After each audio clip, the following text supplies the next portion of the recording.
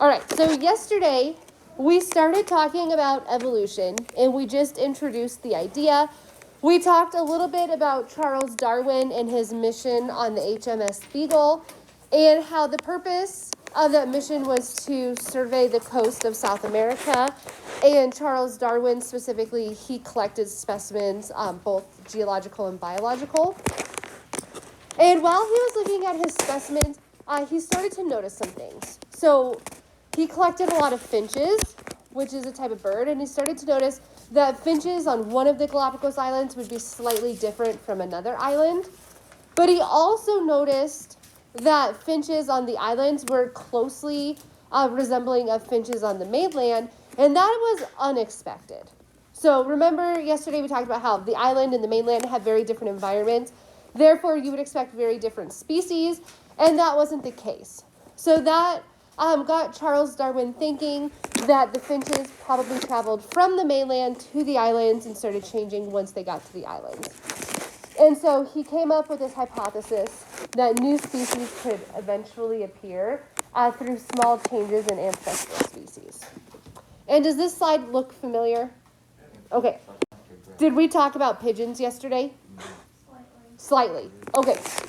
So to learn more about how slight changes can lead to different traits, Charles Darwin, he sought out pigeon breeders.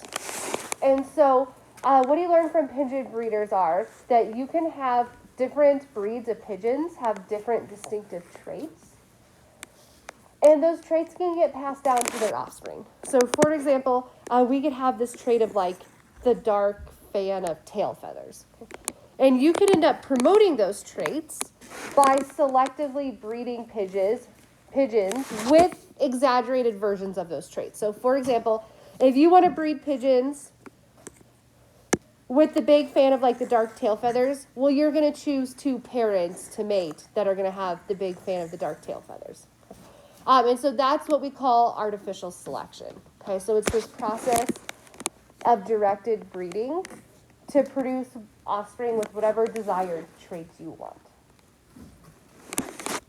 And so artificial selection, it's not a new concept. Okay, this happens in dogs. It happens in crops. So like broccoli, cauliflower, kale, they all come from the same mustard seed. We do it in corn.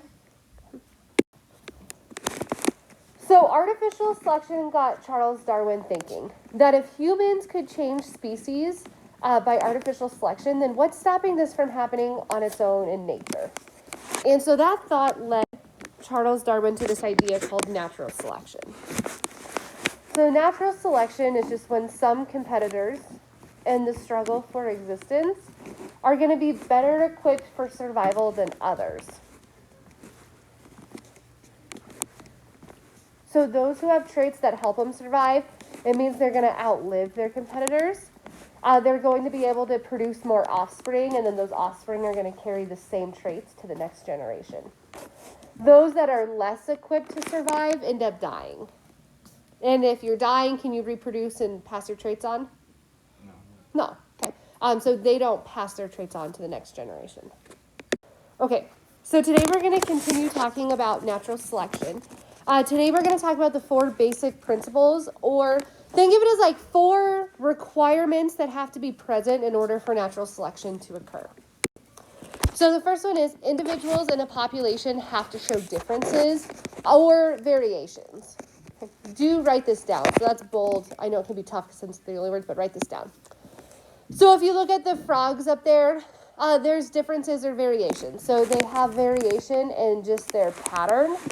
There's variation in the color, and then there's some variation in size and even body shape a little bit.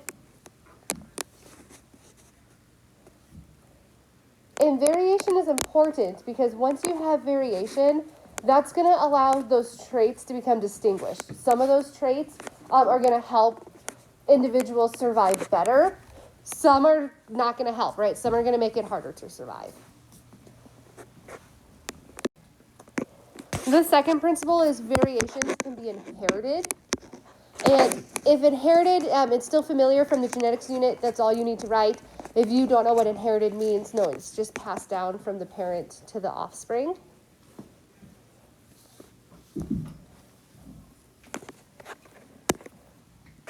So here I have an example of different beetles. So here it just shows you the alleles. So some beetles could have like 2 brown alleles. We could have a green and a brown, or 2 green alleles. Okay, so you're going to pass that from parent or offspring. And then notice here for variation, you either get green beetles or brown beetles. And then if you take a look at the picture right here, do one of those beetles have a better advantage than the other? What color beetle do you think is more likely to survive? Okay, brown. Which one's less likely to survive?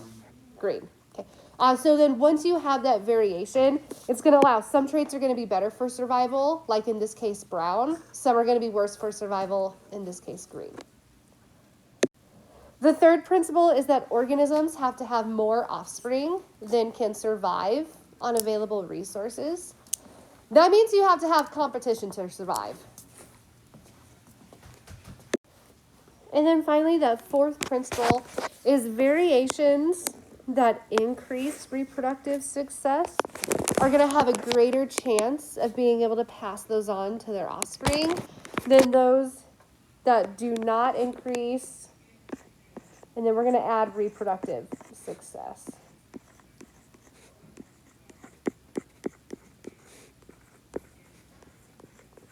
So the picture cut off my wording, but add reproductive success at the end. So go back to the green and brown beetle example from the picture we looked at 2 slides ago. Okay. The brown beetle has the advantage to survive because it blends in better to the tree. Okay.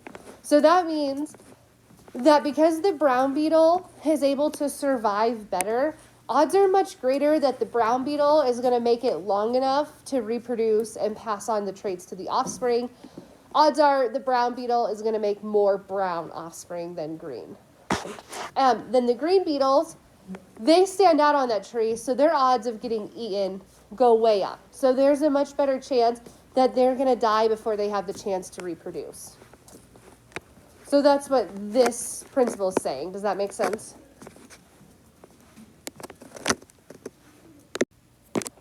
So what does this all mean? So Darwin was looking at the idea of natural selection, and he was trying to figure out, in the big picture, what does it mean?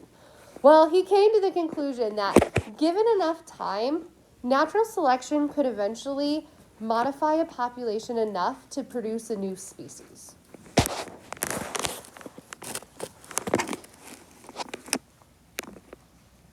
So Charles Darwin spent almost 2 decades working on writing down all of his evidence for evolution. He really worked on developing the idea of natural selection, and he even provided a mechanism for the origin of species. So he really thought all species came from a pre-existing species. Now, if you look at the dates up here, he started writing this book in 1840. Well, he didn't actually publish it until 1858. And it's not so much that it took him 18 years to write it all. It was just that he was afraid to publish it. Okay. In the 1800s, was it common to publish something that goes against popular idea? No way, right? So he was very worried to publish his book and his findings and his ideas. They were new and they went against all the popular ideas. So remember, back in the 1800s, everyone thought the world was about 6,000 years old. In order for natural selection to occur enough for new species, that would take more than 6,000 years. Also at the time, the general idea was that plants and animals were unchanging. And he's saying the exact opposite, that one species comes from a pre-existing species. And then also religion was very common and very prominent back then. And he was afraid to bring up a whole different idea other than creation. So he sat on this idea for a long time. He really contemplated if he wanted to publish this. He was very afraid of what people were going to say, what they were going to say about him, what they were going to say to him, how they were going to treat him, and so on. But eventually he decided he had to publish it. He talked to a few other scientists. They were coming to very similar conclusions, and they decided it was something that had to be shared. So finally, in 1858, he published The Origin of Species. There's only one picture in the book. This is his picture. So this is, in Charles Darwin's mind, what he thought maybe the origin of species would look like, that all species came from one common ancestor. And then over time, you would have new ancestors and you would branch off and you'd get a new group of species, and then you would have a different species and a whole different group of species here. Now this picture probably doesn't mean much to us, so here's a computer generated picture to show you kind of similar of what Darwin was thinking back then. And so finally, let's formally define what evolution is. So we say evolution is just the cumulative changes in groups of organisms through time.